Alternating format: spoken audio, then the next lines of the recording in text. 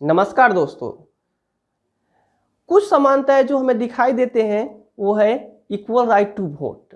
भारत जैसे एक लोकतांत्रिक देश में 18 वर्ष या उससे अधिक आयु के सभी नागरिकों को वोट देने का अधिकार है, चाहे वह स्त्री हो या पुरुष, उनका धर्म कोई भी हो, शिक्षा का स्तर या जाति कुछ भी हो, वे गरीब हो या अमीर।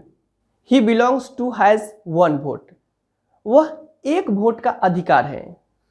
क्या भारत में सब समान है, सब इक्वल है या नहीं? इसको विस्तार से समझते हैं। भारत में कई तरह की इनइक्वालिटी होती है और देखने को भी मिलती है। निर्धन होने के अलावा भारत में लोगों को कई अन्य कारणों से भी असमानता का सामना करना पड़ता है, जिसमें से one of the more common forms of inequality in India is the caste system. असमानता का व्यवहार बस इस कारण से होता है कि उनका जन्म किस जाति, किस धर्म, किस लिंग, वे उच्च वर्ग के हैं या मध्यम वर्ग के हैं या निम्न वर्ग के हैं। The Indian constitution treats all person as equal. संविधान सब व्यक्तियों को समान मानता है, इक्वल मानता है। इसका मतलब है कि देश के व्यक्ति चाहे वो स्त्री हो या पुरुष हो, किसी भी जाति, धर्म, शैक्षिक या उनका इकोनॉमिक बैकग्राउंड कुछ भी हो, सब इक्वल है, सब समान है। But even after this we can not say that inequality is over. इसके बावजूद भी हम यह नहीं कह सकते कि असमानता खत्म हो गई है। इक्वालिटी को स्थापित करने के लिए संविधान में प्रोविजंस हैं। कानून की दृष्टि में हर व्यक्ति समान है। देश के राष्ट्रपति से लेकर छोटे से गांव में काम करने वाले एक मजदूर तक सभी को एक जैसे कानून का पालन करना है। किसी भी व्यक्ति के साथ उसके धर्म, जाति, वंश, उसके स्त्री या पुरुष होने के आधार पर भेदभाव नहीं किया जा सकता है। हर व्यक्ति सार्वजनिक स्थानों पर जा सकते हैं, जैसे playgrounds, hotels, shops and markets. सब लोग सार्वजनिक कुओं का पानी पी सकते हैं, सड़कों और नहाने के घाटों का उपयोग कर सकते हैं। Untouchability has been abolished. छुआछूत, लोगों से छूने यहाँ तक कि उनकी परछाई भी पड़ने से उच्च जाति के लोग अशुद्ध हो जाते थे। अपनी शुद्धता वापस पाने के लिए उन्हें पवित्र गंगा जल से स्नान करना पड़ता था। क्या था ये? भारत में अनटचेबिलिटी, छुआछूत की प्रथा को संविधान के अनुच्छेद 17 के अंतर्गत दंडनीय अपराध घोषित कर दिया गया है। आज मानव की सामाजिक स्थिति पैसों से आंकी जाती है साहब। आज वही श्रेष्ठ है जो धनी है।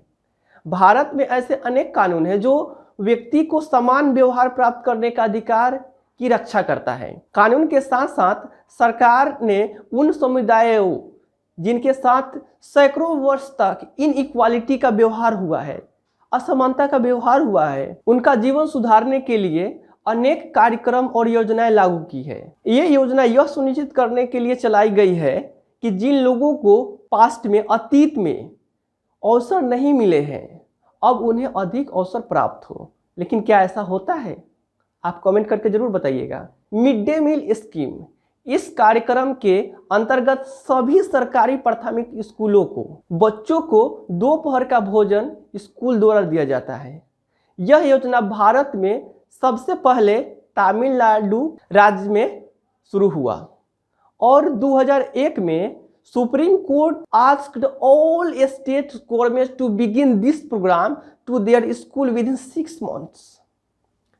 2001 में भारत के उच्च न्यायालय ने सभी राज्यों को स्कूलों में 6 महीने के अंदर आरंभ करने के लिए निर्देश दे दिए। इस कार्यक्रम के काफी सकारात्मक प्रभाव हुए। दोपहर का भोजन मिलने के कारण गरीब बच्चों ने अधिक संख्या में स्कूल में प्रवेश लेना और नियमित रूप से जाना शुरू कर दिए। स्कूल में सभी जातियों के बच्चे साथ साथ भोजन करते हैं और कुछ स्थानों पर तो भोजन पकाने वाले दलित महिलाओं को ही काम पर रख लिया गया, जिससे असमानता पर कुछ प्रभाव पड़े और समानता के राह पर लोग चले।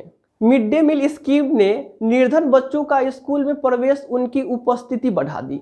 लेकिन फिर भी इस देश में वे स्कूल जहां अमीरों के बच्चे जाते हैं जो प्राइवेट स्कूल हैं उन स्कूलों से बहुत अलग है जहां गरीबों के बच्चे पढ़ते हैं। आज भी देश में कई स्कूल हैं जिनमें दलित बच्चों के साथ भेदभाव और इनइक्वालिटी असमानता का सामना करना पड़ता है, उनके साथ असमानता का व्यवहार किया जाता है।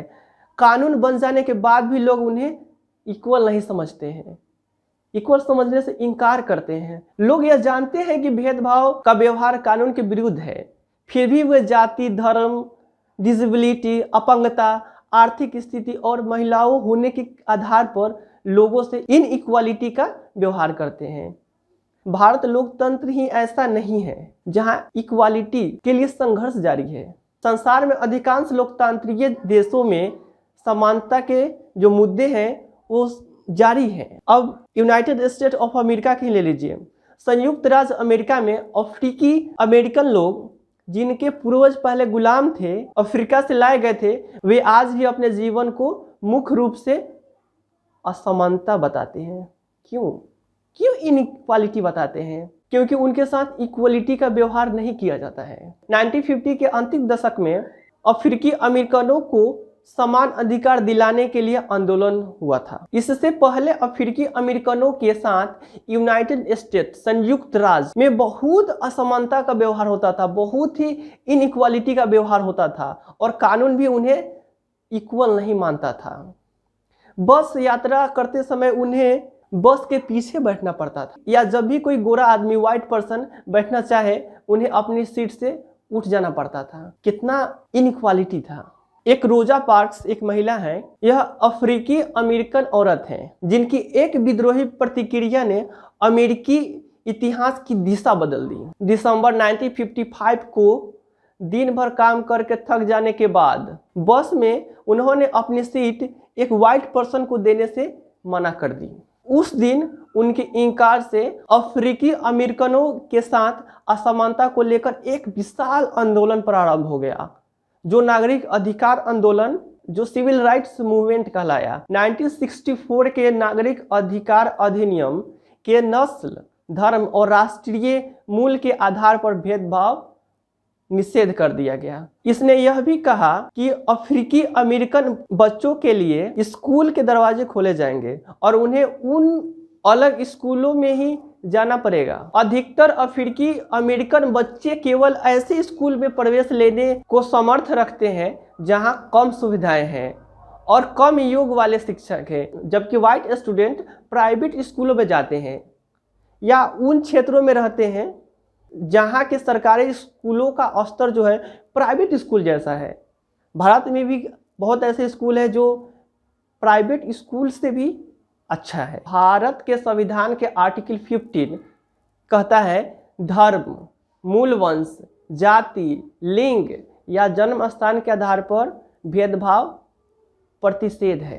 राज्य किसी नागरिक के विरुद्ध केवल धर्म, मूल वंश, जाति, लिंग, जन्म स्थान या इनमें से किसी एक आधार पर कोई विभेद नहीं करेगा। कोई नागरिक केवल धर्म, मूल वंश, जाति, लिंग, जन्म स्थान, सब्जेक्ट टू एनी डिजिबिलिटी, दुकानों, सार्वजनिक भोजनालय, पब्लिक रेस्टोरेंट्स, होटल्स और सार्वजनिक मनोरंजन के स्थान पर प्रवेश या जनता के प्रयोग के लिए कुएं बनाए गए हैं, तालाबों, स्नान घाटों, सड़कों और सार्वजनिक स्थानों का उपयोग कंडीशन और रिस्ट्रिक्शन शर्त के अधीन नहीं होगा। According to the rights of person with disability act 2016, दिव्यांगजन अधिकार अधिनियम 2016 के अनुसार उनको समान अधिकार प्राप्त हैं और समाज में उनकी पूरी भागीदारी संभव बनाना सरकार का दायित्व। सरकार को उन्हें निःशुल्क शिक्षा देना है और विकलांग बच्चों को स्कूल की मुख्य धारा में सम्मिलित करना है। कानून यह भी कहता है कि सभी सार्वजनिक जैसे स्कूल, रेलवे प्लेटफॉर्म्स, बिल्डिंग्स आदि जगहों पर ढलान बनाए जाने चाहिए जिससे वहां विकलांगों के लिए पहुंचना सरल हो जाए। सभी सार्वजनिक स्थान जहां पे स्कूल, कॉलेज, रेलवेज, ये सभी और भी सभी जगहों पर जहां पे सार्वजनिक स्थान है वहां पे ढलान की सुविधा हो